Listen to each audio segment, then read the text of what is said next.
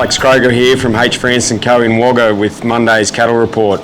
Numbers dropped this week from 3,700 last week to 3,100 total, but the cow numbers were up.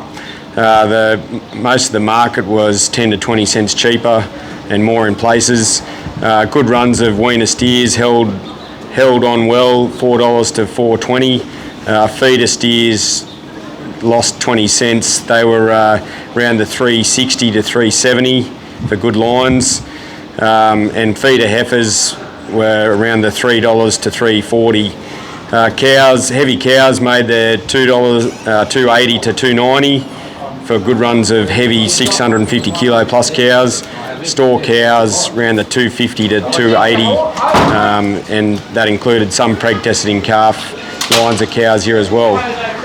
Anyway, thanks everyone, and we'll see you another week.